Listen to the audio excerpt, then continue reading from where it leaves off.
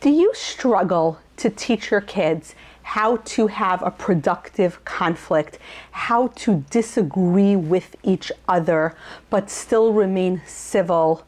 Because as post-traumatic parents, we sometimes want to teach our kids how to have a good fight and to come out with a productive response. Perhaps you just want to teach your kids conversational turn taking and how to wait for another person to finish and ensure that we understood the other person and heard them out before it's our turn to speak so that we can have a productive conversation. Or maybe you're working on getting your kids to clean up and to actually complete the task of cleaning up after themselves, maybe cleaning up the floor of the playroom or cleaning up their bedroom floor, and you don't quite know how to do that. For all three of these challenges, I have one simple hack, one toy that will help you teach these skills to your kids. But first, if you're a post-traumatic parent and you don't know how to use play to teach children skills, if you're struggling because you're parenting perhaps toddlers, school-age kids, and you know that there's a better way to teach them than reprimanding, than yelling at them, than getting frustrated with them, but you don't know what that way is, hi, welcome. We've been there. We're post-traumatic parents too. So if this is something that's interesting to you, click subscribe below so you never miss another episode.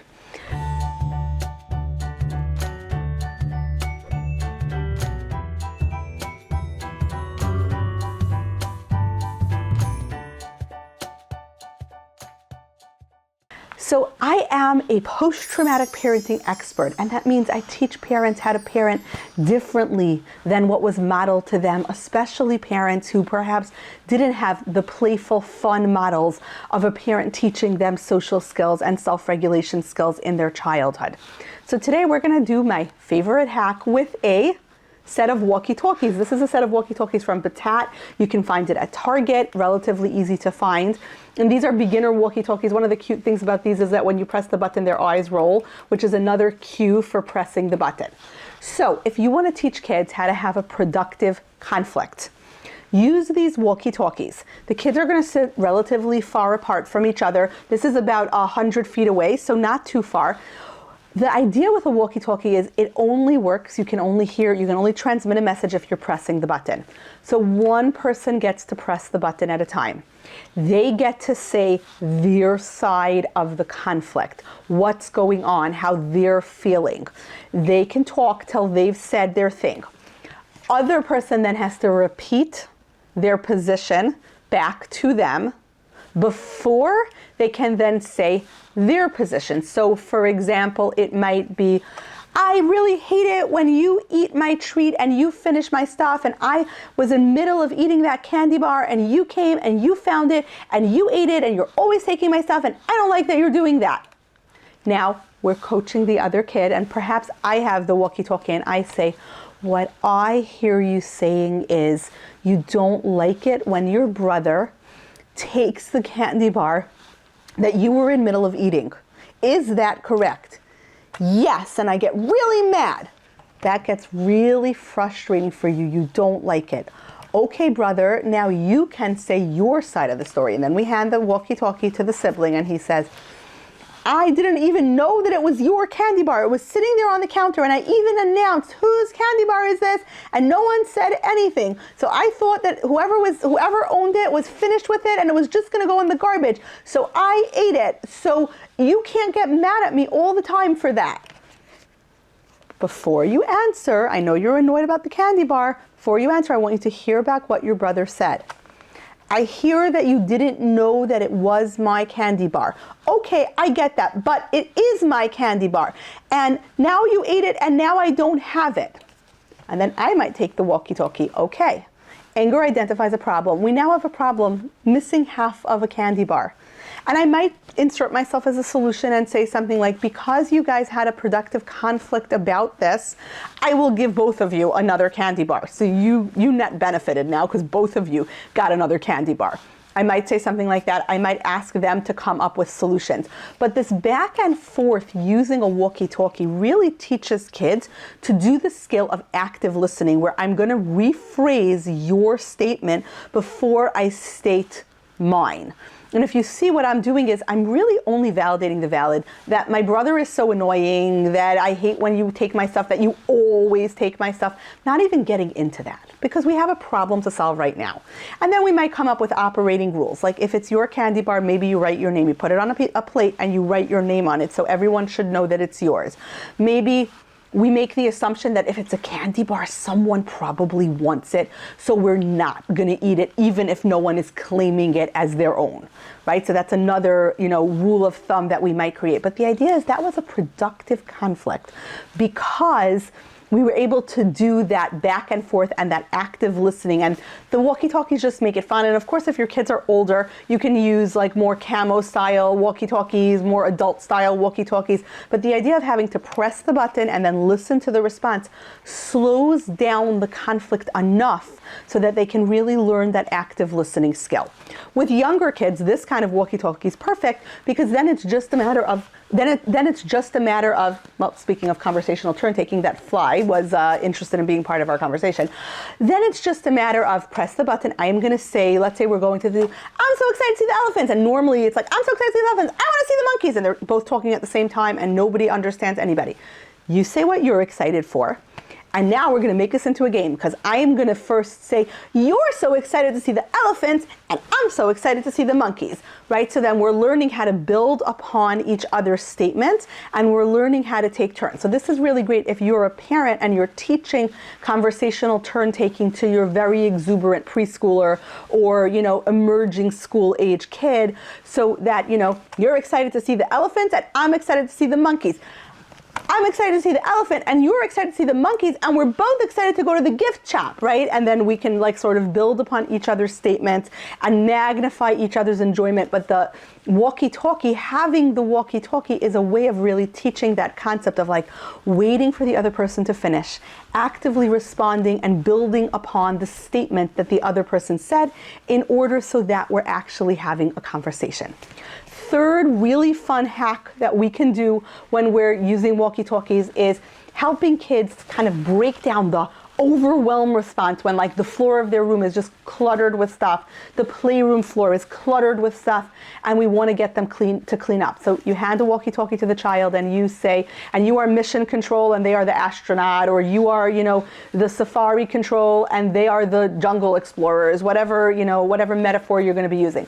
This is mission control. Your mission now is to find 10 toys that are red and put them in their places. Do you copy? Over and out. Mission control. This is, base speaking. My mission is to find 10 red pieces, put them away, and let you know. Roger that. And then we go and we find the 10 red magnetiles. We throw them in the magnetile box. Mission control. This is base station. We have found the 10 red pieces. What is our next mission? Copy. Do you copy? Copy that.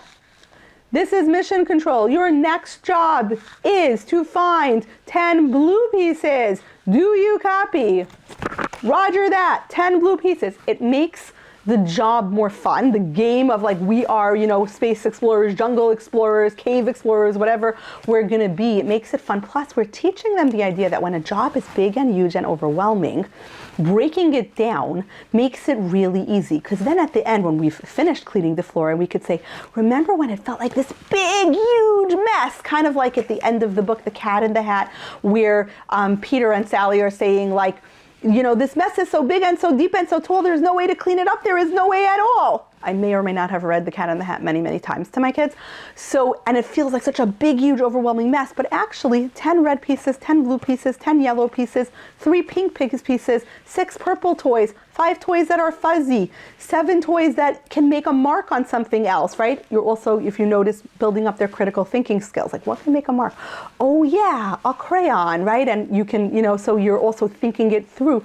And suddenly this big, overwhelming task of, oh my gosh, we have to clean the whole playroom, bite by bite became relatively small. And because we gamified it and we made it fun, we played a game, and we cleaned up. That's a win-win, because then we can tap them into, sometimes it feels good to do a job. Sometimes it feels good to clean up, but that overwhelm response, right? The overwhelm response feels so big. It felt like such a big mess. Sometimes what I like to do is actually take a picture of the mess, so then I can point out to my kids, it looked so big and so impossible, but it actually was only like 12 missions, and we cleaned the whole entire thing up. And now we can celebrate, and very often we'll do like a silly dance in the now clear floor space. We'll run around and do a silly dance. Yay, us, we cleaned up, woo, us, we're amazing, look at that, we solved all our missions, that was so fun. So walkie-talkie is a really fun way to gamify cleanup. So 3 really fun hacks for a walkie-talkie. This is a very good game and toy to have. It's not going to work forever. Eventually they're going to get tired of it. But just as a way of shaking things up. Conflict resolution, really teaching your kids how to engage in a productive conflict. Helping your kids learn conversational turn-taking, especially your preschoolers and your younger kids, so they really learn how to like hear your statement, build on it, and then add their own, and they're not talking over each other. But like, again, conversational turn-taking, I like to do parent with kid. It's harder to do with 2 kids. And finally, cleanup, and making cleanup more fun, gamified, and that undoing of an overwhelmed response, because it's just a couple of missions. It's not nearly as difficult when we break it down that way. This is going to stand them in good stead when they have homework and there's like, 17 math examples, and you just got to do them one math example at a time. One of my favorite books about writing, because I do this for myself, is Anne Lamott's Bird by Bird, where she talks about the analogy where her brother had to write a report on birds, and he had to write about all the birds of North America, and he was so overwhelmed, like, oh my gosh, that's a lot of birds. And his father just very calmly and kindly said to him, just take it bird by bird, buddy. Very often when I'm working on writing my book, and it's just like, oh my gosh, I have to write like 300 pages about post-traumatic parenting, and I want to say everything that I know about parenting in this book, and that's so much. Bird by bird. Just start with one conundrum, like how to use games and toys in our parenting, and then start with that, because that and then slowly but surely the job gets done until I just handed in the last chapter of the book. So eventually, bird by bird, it works. So those are 3 ways to use walkie-talkies in your parenting to gamify teaching your kids skills. If you enjoyed this video, if you have a friend that would really benefit, if you found this interesting, please click subscribe below so that you let me know that this was valuable to you, because every subscribe tells me that the content I'm putting out there is valuable to a fellow post-traumatic parent.